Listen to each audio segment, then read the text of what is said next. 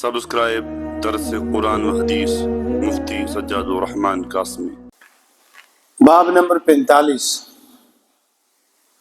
باب زیارت اہل الخیر ومجالستهم وصحبتهم ومحبتهم وطلب زیارتهم والدعاء منهم وزیارت المواضع الفاضلة۔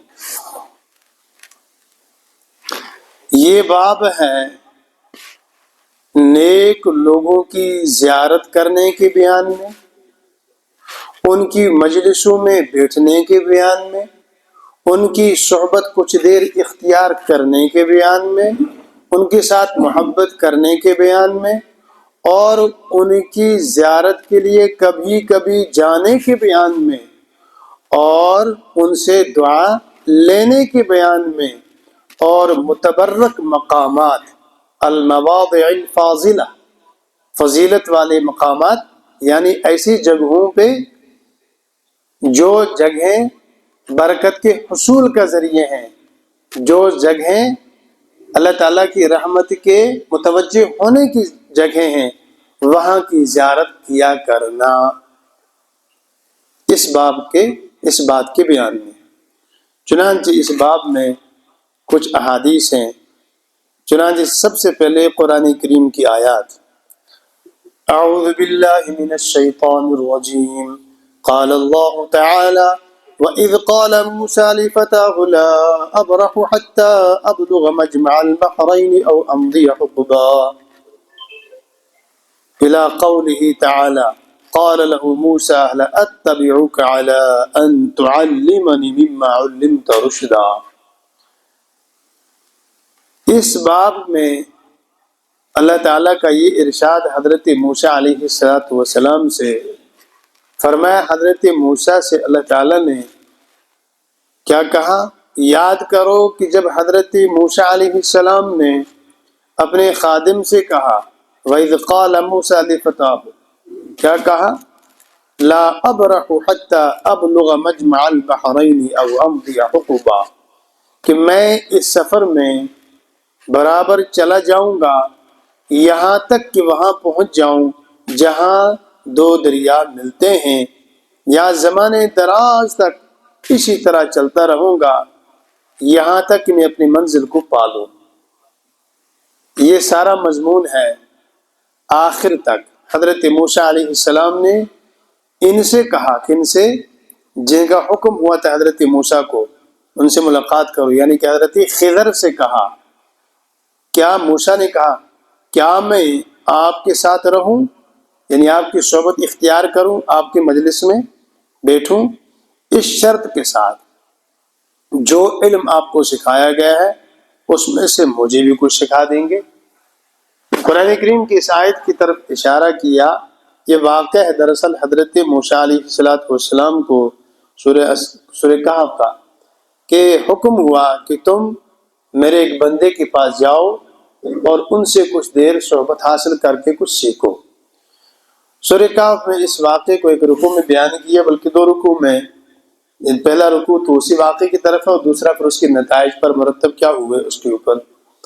وہ یہ کہ حضرت موسیٰ علیہ السلام کو کہا کہ تم چلو اور ایک مقام پہ پہنچو گے اور اس کی یہ نشانی ہوگی کہ وہاں دو سمندر ملتے ہوں گے، اور اس کی زندہ یہ علامت ہوگی کہ تم اپنے پاس ایک مچھلی کو بھون کے اٹھا لینا، وہ مچھلی جہاں غائب ہو جائے گی وہاں جو ہے تمہارا مقام اور منزل ہوگی، ٹھکانہ ہوگا۔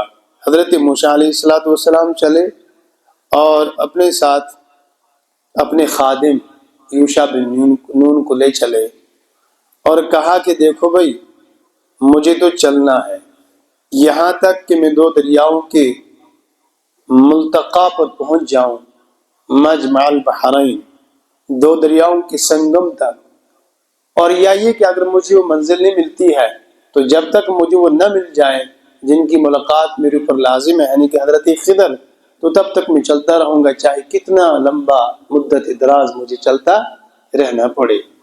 چنانچہ حضرت موسیٰ علیہ السلام چلے اور وہاں پہنچے اور ان سے ملاقات ہو گئی۔ واقعے کو میں اشارتاً بیان کر رہا ہوں۔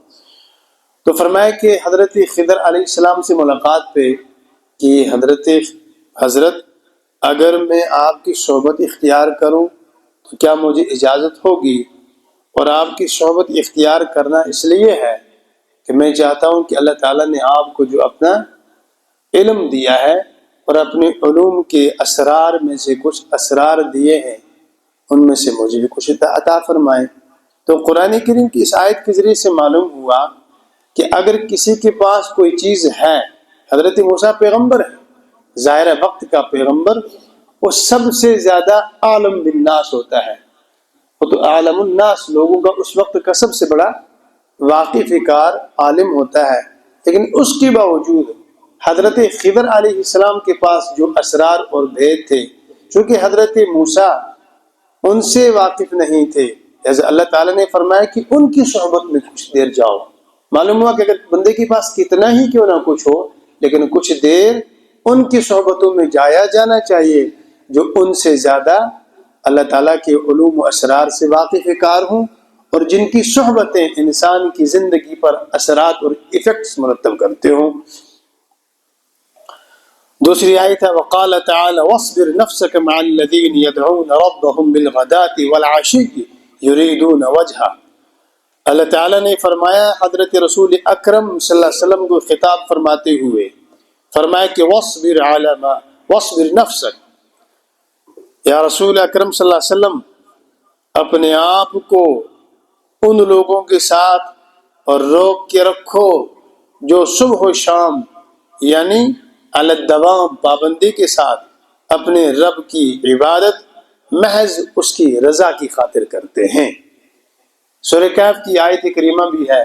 دیکھیے جناب رسول اکرم صلی اللہ علیہ وسلم کا مقام و مرتبہ کتنا بلند ہے، اس کے باوجود اللہ کے رسول کو خطاب کر کے دراصل امت کو سنانا، آپ کو مجھے سنانا مقصود ہے کہ آپ اپنی صحبت ان لوگوں کے ساتھ رکھیے جن کو خوف خدا ہے، جو رب کی بندگی صبح و شام کرتے ہیں، جو علی الدوام اللہ تعالیٰ کو یاد کرتے ہیں اور جو خدا کی رضا چاہتے ہیں، ان کی صحبت آپ بھی اختیار کیجئے۔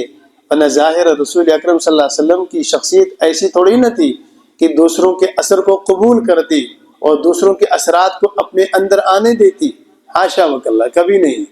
وہ تو خود ذات اقدس ایسی تھی کہ ان کی شخصیت میں ایسی کشش تھی کہ دوسرے ان کی طرف مائل ہوتے، ان کا دوسروں کی طرف میلان ہونا یہ بعید تھا اس تمام تر امکانات سے، لیکن اس کے باوجود فرمایا کہ آپ بھی ان لوگوں کی صحبت میں رہیں جن کو اللہ تعالیٰ کی بندگی کا شوق شغف ہے اور جن کو اللہ تعالیٰ کی محبت پسند ہے، اللہ کی رضا جوئی جن کا مشغلہ حیات ہے۔ چنانچہ اس سلسلے میں احادیث ہیں۔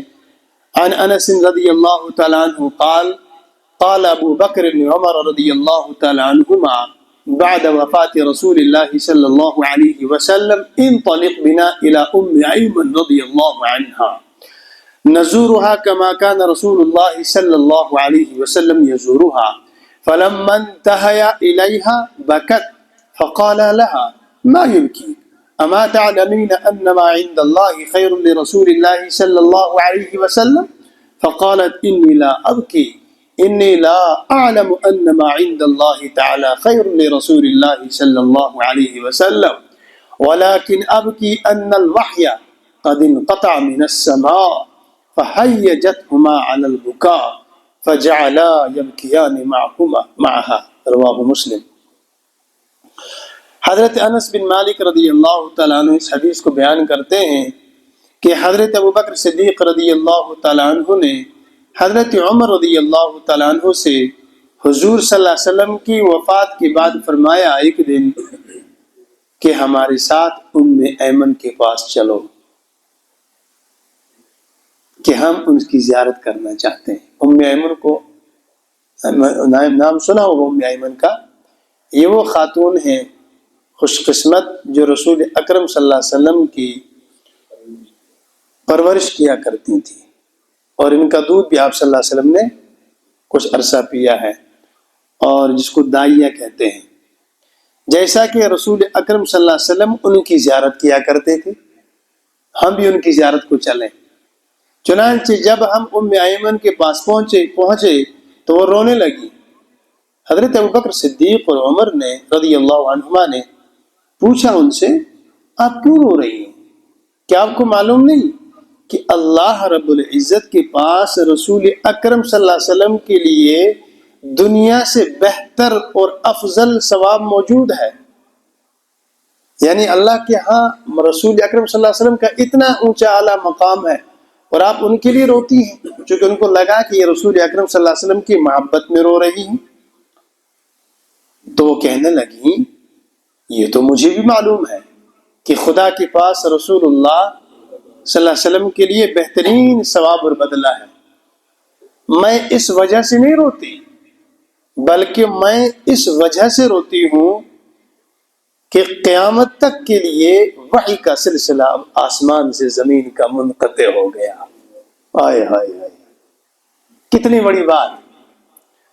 ام ایمن کے اس قول سے ان ساتھی صاحبوں کو بھی اتنا جوش آیا کہ ان کے ساتھ یہ بھی لگ رونے لگے۔ دیکھیے اس واقعے سے کیا معلوم ہوا کہ بڑوں کی زیارت، بڑوں کی صحبتیں، اس کی اپنی ہی تاثیر ہوتی ہے، اس کے اپنے اثرات ہوتے ہیں۔ اس طرف ذہن نہ جاتا اگر ان ساتھیوں کا جو حضرت ام ایمن کا جہاں گیا، کیا کہ اب تم کیا سوچتے ہو رسول اکرم صلی اللہ علیہ وسلم کی بات صرف یہی بات نہیں کہ ہم سے رسول اللہ بچھڑ گئے، آنکھیں ترس جائیں گی اب ان کی زیارت کو، دل کی ٹھنڈک اب نہ رہی۔ بات اس سے بھی زیادہ کہیں یہ ہے کہ قیامت تک کے لیے آپ وہ جبرائیل جو حضرت آدم علیہ السلام سے امام الانبیاء خاتم النبیین صلی اللہ علیہ وسلم کے پاس آتے رہے آسمان سے دنیا کی طرف، آسمان کا زمین سے رشتہ ہمیشہ ہمیشہ کے لیے منقطع ہو گیا، سوچو یہ کتنا بڑا حادثہ ہے۔ اللہ اکبر! تو وہ بات کہی جو شاید ان کے بھی ذہنوں میں بعض اوقات نہ آتی۔ تو اس واقعے سے معلوم ہوا کہ جو صاحب دل ہوں اور جو اللہ کے پیارے ہوں، اہل اللہ ہوں، ان کی زیارت کو جانا چاہیے، ان کی صحبتیں کچھ دیر اختیار کرنا چاہیے، وہ کہیں بھی ہوں۔ چنانچہ دیکھیے حضرت ابوبکر صدیق کا مقام خود کتنا اونچا بلند ہے، حضرت عمر کا خود کا مقام کتنا اونچا ہے۔ لو کان بعدی نبی لکان عمر لم ار عبقریا کعبقریۃ عمر۔ شیخ ابو زہرہ مصری نے اس کو نقل کیا، میں نے کسی حدیث کی کتاب میں اس کو نہیں دیکھا آج تک، لیکن یہ انہوں نے نقل کیا ہے اور اس کی نسبت جناب نبی کریم صلی اللہ علیہ وسلم کی طرف کی ہے۔ حضرت عمر کی سوانح کو لکھا ہے شیخ ابو زہرہ نے، ان بھی لکھا ہے کہ رسول اکرم صلی اللہ علیہ وسلم کا ارشاد ہے کہ لم ابقر عبقریا کعبقریۃ عمر، میں نے حضرت عمر جیسا جینیس نہیں دیکھا ہے۔ عبقری ہوتا ہے جینیس۔ ایک خود رسول اکرم صلی اللہ علیہ وسلم کی ذات والا صفات کتنا اعلیٰ مقام و مرتبہ ہے، امام الانبیاء، افضل البشر، اور حضرت عمر کے بارے میں خود ایک جینیس ترین انسان یہ کہے کہ میں نے اس جیسا جینیس نہیں دیکھا ہے۔ یہ حضرت عمر اور حضرت ابوبکر صدیق رضی اللہ تعالیٰ عنہ جو یار غار رہے اور ساری زندگی کی صحبتوں کی وجہ سے مقام اعلیٰ پہ اتنا فائز ہوئے کہ رسول اکرم صلی اللہ علیہ وسلم کی حیات میں ہی 17 نمازوں کی امامت کی۔ میں کہ دونوں ان کے پاس گئے، ان کے پاس پہنچے، ان کی زیارت کو کیا ان کی صحبت سے ذرا دل کی انگیٹھی کو گرم کریں، ذرا دل کی دنیا کو آباد کریں۔ ان کے پاس دیکھنے بیٹھنے سے خدا یاد آتا ہے۔ اذا رؤوا ذکر اللہ، اللہ کے نیکوں کی اور اہل اللہ کی پہچان یہ ہے کہ جب ان پر نظر پڑے تو اللہ یاد آ جائے۔ اللہ اکبر کبیرہ۔ اس طرح کی حدیث جب میں پڑھتا ہوں تو مجھے اپنے حضرت الاستاد حضرت شیخ حضرت مفتی صاحب علیہ رحمہ یاد پڑھتے ہیں۔ عجیب و غریب شخصیت تھی حضرت مفتی صاحب، ان کی مجلس میں تھوڑی دیر بیٹھنے سے مہینہ بھر کے لیے انسان اتنا نشاط اور اتنی چستی آ جاتی تھی اور ایمان کی اتنی تازگی آ جاتی تھی کہ مہینے بھر کے لیے ریچارج ہو جاتا تھا آدمی۔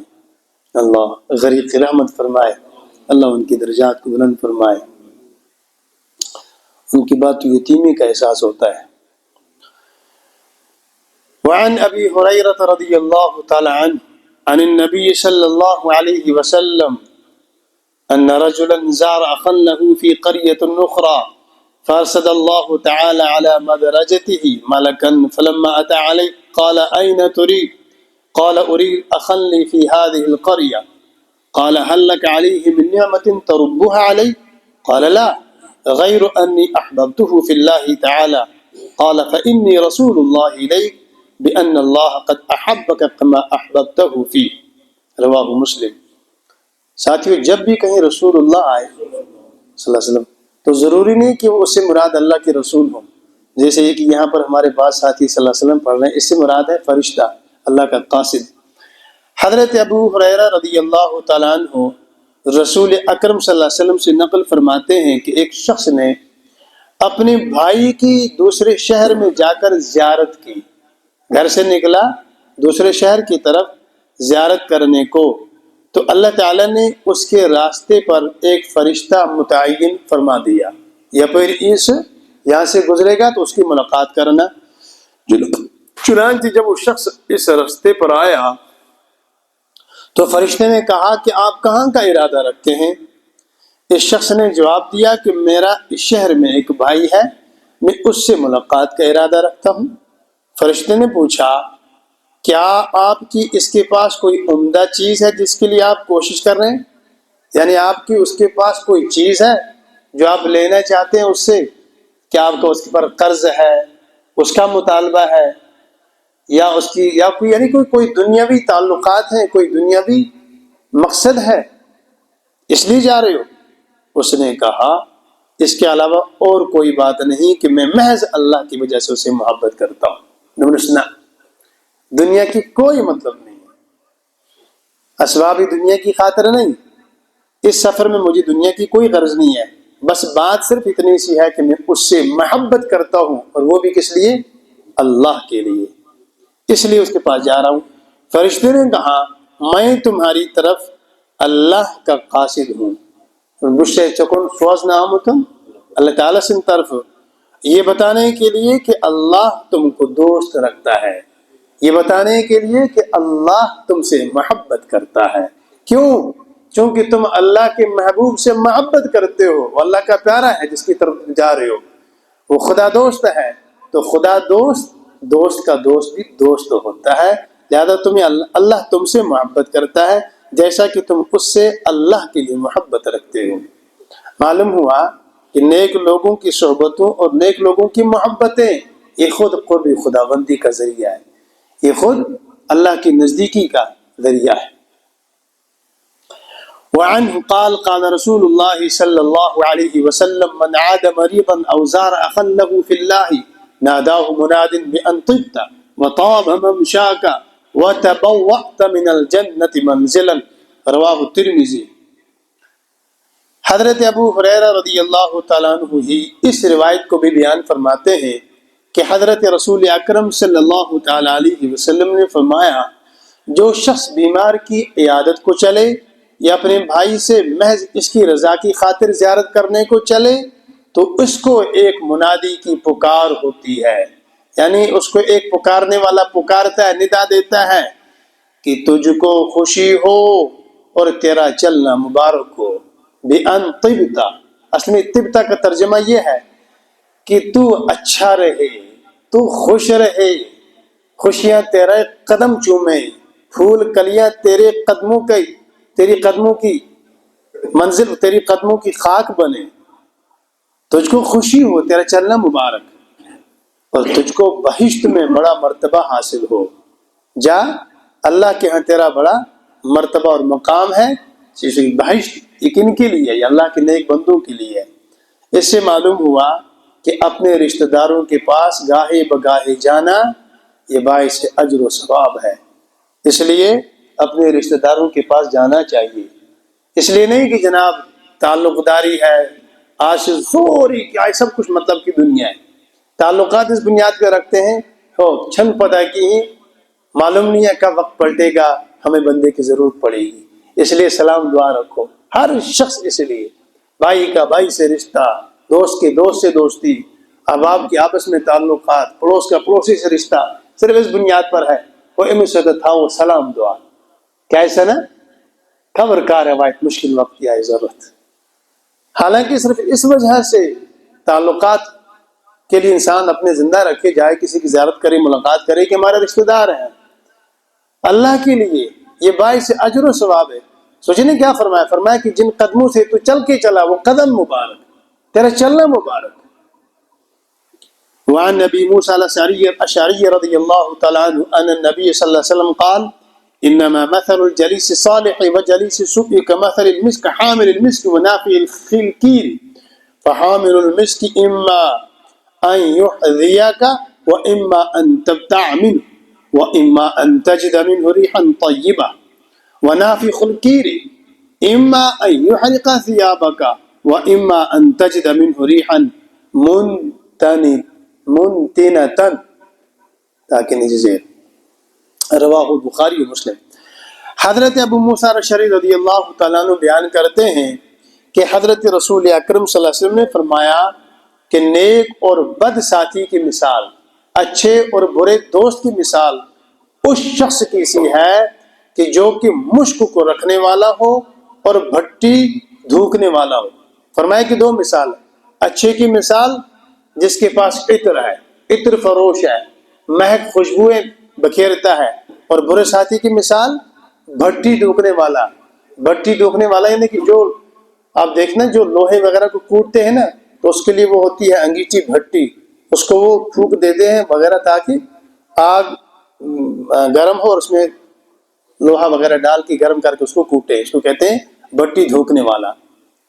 فرمایا اس کی مثال وہ ہے, اس کی مثال یہ ہے چنانچہ مشک کو لینے والا یا تو تجھ کو مفت میں مشک دے دے گا, دوا دکان سے بیٹھ, وہ کیا کرے گا, آپ کو تھوڑا سا لگا دے گا, بھی تھوڑا سا مہک دو, تو مفت میں فائدہ ہو گیا نا. یا تم اسے خرید لو گے, دو ہی باتیں ہیں نا, دونوں باتوں میں سے کم از کم یہ تو ہے کہ اس کی خوشبو تو کم از کم تو پائے گا ہی پائے گا. یعنی اگر دونوں باتیں نہ ہوئی, اس نے تجھے خوشبو نہیں مہکائی یا آپ نے اسے نہیں خریدی, کم از کم اتنا تو ہوگا نا کہ آپ کی مشام جان معطر تو ہوگی.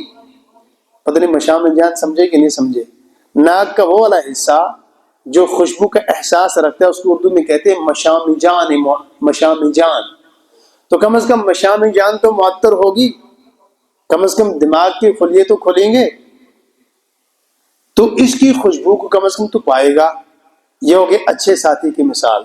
اور برے ساتھی کی مثال بھٹی دھوکنے والا, یا تو تیرے کپڑے جلا دے گا, کیا کہتے تھا نا جنگل, وہ آگ اٹھی, وہ انگارے اٹھتے ہیں, چنگاریاں اڑتی ہیں, اور اگر یہ نہ ہوگا تو کم از کم اس کی بدبو تو ضرور محسوس کرے گا. دھواں ہے, گرد و غبار ہے, کم از کم اس کو تو اس سے تو محروم نہیں رہے گا. معلوم ہوا کہ اچھا ساتھی جو ہے اس کے پاس رہنے سے خیر ہی خیر ملتا ہے, اور دنیا دار دنیا پرست, بد اخلاق غیر تربیت یافتہ, اس کے پاس نقصان کے علاوہ کچھ نہیں ہے. یہ مثال دینے کا مطلب ہے. اچھے ساتھی کے پاس کچھ نہ کچھ خیر ضرور ہے. معلوم ہوا کہ جب کسی کی صحبت اختیار کرو, کسی کو یار اور دوست بناؤ, اور زندگی میں رفاقت دوستی کے بغیر زندگی ادھوری رہتی ہے. یہ زندگی اپنے پیاروں سے اور اپنے چاہنے والوں کے بغیر ادھوری رہتی ہے. اس لیے زندگی میں دوست احباب ہونے چاہیے. اور یہ بات میں اس زمانے میں اکثر کہا کرتا ہوں کہ یہ زمانہ ایسا ہے کہ دوست کئی مرتبہ اپنے خونی رشتوں سے زیادہ اچھے وفادار ثابت ہوتے ہیں, خاص طور پہ آج کل کے زمانے میں. پتہ نہیں یہ کیا عجیب بات ہے, پہلے کیا رہتا ہوگا, لیکن آج کل کم از کم ایسا ضرور ہے. تو دوست ہوں, لیکن یہ پہلے دیکھا جائے کہ دوست کس کو میں بنا رہا ہوں. وہ دوست ایسا تو نہیں ہے کہ اس کے پاس جا کر مجھے کوئی شر ملے گا, دنیا کی محبت ملے گی, کیونکہ بعض ساتھی بعض ایسے ہوتے ہیں اہل مجلس, ان کے پاس بیٹھو تو صرف دنیا کی باتیں, صرف یہی دنیا کی باتیں, مکان کیسا ہے جی, گھر کا کیا حال ہے جی, بچے کیا کر رہے ہیں جی, اب مال کی بڑھائی کی بڑھنے کی باتیں, اس کو اضافہ کرنے کی باتیں, مطلب اس میں دنیا کے علاوہ کوئی تذکرہ ہی نہیں. لیکن بعض لوگ ایسے ہوتے ہیں ان کے پاس بیٹھو وہ کچھ نہ کچھ کسی نہ کسی پہلو سے دین کو چھیڑ دیں گے. موضوع ان کا گھوم گھام کے آخرت کی طرف آئے گا, دین کی طرف آئے گا, اچھی تربیت اس سے حاصل ہوگی, اچھے اخلاق اس سے سنورتا ہے انسان, نکھرتے انسان کی طبیعت ہے. اور اس کے برعکس جہاں صرف دنیا کے تذکرے ہوں, ان کے پاس بیٹھنے سے دنیا کی محبت آتی ہے. آہستہ آہستہ دوست بھی پھر کیا ہوتا ہے؟ خدا غافل۔ وعن نبی ہریرہ رضی اللہ تعالی عنہ عن النبی صلی اللہ علیہ وسلم قال تنکح المرأة لأربع لمالها ولحسبها ولجمالها ولدینها فاظفر بذات الدین تربت یداک، متفق علیہ۔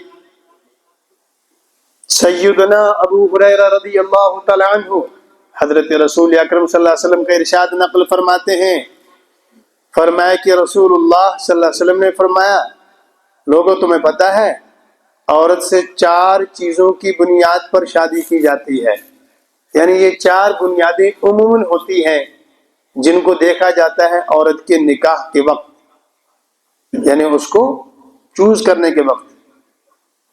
نمبر 1 اس کے مال کو دیکھا جاتا ہے، نمبر 2 اس کے حسن و جمال کو دیکھا جاتا ہے، نمبر 3 اس کی دینداری کو دیکھا جاتا ہے، اور نمبر 1 اس کے مال کو دیکھا جاتا ہے، نمبر 2 اس کے حسب نسب کو دیکھا جاتا ہے، یعنی کس خاندان کی ہے، ولی جمالہا اور اس کے حسن و جمال خوبصورتی کو دیکھا جاتا ہے، اور اس کی دینداری کو بھی دیکھا جاتا ہے۔ یعنی 4 ہی چیزیں ہوتی ہیں نا، کسی عورت سے نکاح کرنے کی تو یہ 4 بنیادیں ہو سکتی ہیں، کوئی 5ویں تو نہیں نا ہے۔ یا تو دیکھا جائے گا کہ جناب کے پاس مال کتنا ہے، ہمارے رشتے میں آئیں گی تو مال کتنا ملے گا، یا یہ کہ ہم ان کے رشتے میں جائیں گے تو وہاں ہماری کتنی آؤ بھگت ہوگی تو مال، یا یہ کہ اس کی خوبصورتی کو دیکھا جاتا ہے جس سے صرف آنکھیں ہی ٹھنڈی ہوتی ہیں بس، یا یہ کہ اس کے خاندان کو دیکھا جاتا ہے کہ جناب اعلیٰ خاندان ہے تو خاندان کی چونکہ عزت ہے تو ہماری بھی اس کے ساتھ لاکھ کی کیا ہو جائے گی، عزت و توقیر میں اضافہ ہو جائے گا۔ یا دیکھی جاتی ہے دینداری، شرافت، دینداری، اعلیٰ تربیت یافتہ ہونا، یہی 4 بنیادیں ہو سکتی ہے نا۔ فرمایا رسول اکرم صلی اللہ علیہ وسلم نے عموماً انہی 4 چیزوں کو دیکھا جاتا ہے، لیکن یاد رکھو تم دیندار عورت کو اختیار کرو، اس میں تمہاری کامیابی ہے۔ فر لہذا تو کامیابی حاصل کر، بذات الدین دین والی عورت کو اختیار کر کے، یعنی تو اس کی دینداری کو دیکھ، اس بنیاد پر تو نکاح کر اور اس میں تیرے لیے کامیابی ہے۔ معلوم ہوا کہ کامیابی کی ضمانت لوگ کس کو جانتے ہیں؟ کسی کی مالداری کو دیکھ کر یا کسی کی خوبصورتی کو دیکھ کر، اس کی خوبصورت بڑی اہلیہ ہے جی، بڑا کامیاب ہو گیا وہ رشتہ کرنے میں۔ نہیں کوئی کامیابی ہے، کامیابی اس میں ہے کہ اگر کسی نے دیندار عورت کی صحبت اختیار کی اور اس کی صحبت میں چلا گیا، یقیناً اس کے پاس بیٹھنے سے نماز کی عادت پڑے گی، قرآن کریم کی تلاوت کی عادت بنے گی، خدا تعالیٰ کی رضا کی طلب کی عادت بنے گی۔ اچھی صحبتیں اچھے نتائج مرتب کرتی ہیں، گویا کہ گھر جنت بنے گی، خود اس شخص کے اندر اچھی تربیتیں، اچھی عادتیں منتقل ہوں گی۔